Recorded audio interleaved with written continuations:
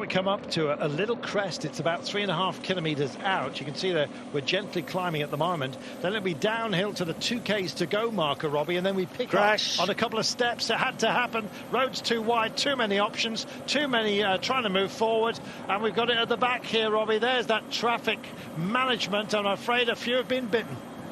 Yeah, well, it was that moment. No. There was a bit of a lull. Brian Coquart, again, he's one of the men down. So unfortunately, spoke about him. He's gone down again. Number of riders in trouble. 41 there for one of the Bahrain. There's Buitrago was also gone down. There was a bit of a lull there. There were no more roundabouts for a couple of kilometres. A real big regrouping at the front of the peloton, and things got very, very crowded. All it takes is a touch of wheels at these speeds. Down they go, and in great discomfort. There's Buitrago. Brian Coquart, well, he can't believe his bad luck so far in this race. Terrible. Kobe Hussens as well for Intermarché, I'm afraid. Also, Govečka and indeed Grajek both down as well for Bahrain Victorious. It's been a nightmare. At least Coquart is back up. I'm hoping that he's okay. He wants his. Let's have a look at it towards the back here, Robbie. Oh, well, let's see where exactly. I haven't looked extremely crowded there at the front. Here, in fact, was dead centre, wasn't it? Right near the front. So that happened in about 35th wheel.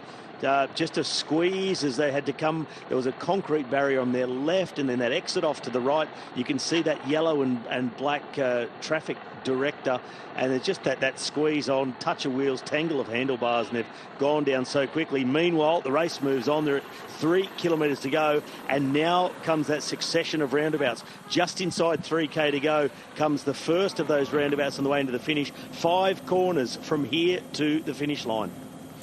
Well, 1, 2, 3, 4, 5, 6, 7 roundabouts still lay ahead of them, possibly a couple more that aren't described effectively on the map. And here comes that pickup we were telling you about. You race down into that dip and then you start to run for home. It's about now. There's actually another step down before we finally pick it up and drive for the line.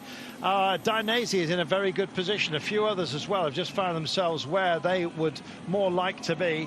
Vergaard is up here, so Ed Turns must be not that far away either. Beautiful just threading of the eye of the needle here as they continue to drive towards the line. 2.2 from home. This is where we pick up on our steps, Robbie. Yeah, and Lotto Destiny now coming to the front. They're riding for Milan Menten, the Belgian sprinter, looking for his first really big success at World Tour level. Cron on the right-hand side, 94, going through to the front. So it's a real melting pot of teams at the front at the moment. UAE coming through now, bringing their GC rider Ayuso, but also Milano.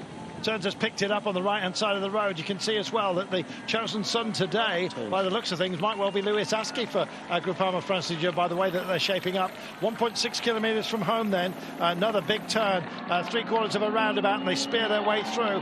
UAE Team Emirates, maybe with Milano, thinking about going for a long one with 1,500 metres to go. Another roundabout, screaming towards that right now, and it's going to be a left-hander. So right-hand side of the road, you might think, but danger of dive bombing up in front of you. Kaden still in a happy position. His team just double-checking that he's where he needs to be. Also in the frame here, Hugo Page is looking very handy as we have this left-hander right now. We haven't finished with the roundabouts just yet. They'll almost immediately be introduced to the next one, and still the pickup goes, and Kaden Groves is in a very, very good position at the moment. No sign at the moment of Dainese and DSM. They may well have been balked by that accident that we've just seen.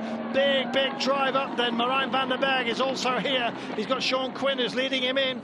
Sort of a lazy, if you like, turn just coming up right now. A few other sequences to be dealt with, and a horrible left-hander is coming up soon, and they're really getting involved here physically. That was Van der Berg just giving it plenty, saying out of my way, I'm not messing around, I need a clear sight of this. Hard to get because you're only going to get it in the last 250 metres. So here we go then, into the dip and then back up. This is the ramp that we've all been talking about. Who's where and who's got what it takes. Ed Turns wants to light up, can't do it just yet. Olas Alawar, the Venezuelan champion, is also in the frame here. He's very well positioned on the inside as they come to the barriers, and it's a scream away right now. Here we go. It's the line that is beckoning, and UAE with Milano wanted to pick this up and go from distance, and it looks like he may well have this in the bag. Oh my goodness, it's been shredded, I think it's fair to say. Kaden Groves can't quite get back on him at the moment. Finally they see the line. Graves is going to try and tuck in. He's going to come around the outside and live up to expectations. What a finish that was. Oh, my goodness. Quality will out. And we got plenty of that here. My goodness, that was such a brutal battle. And what a finale.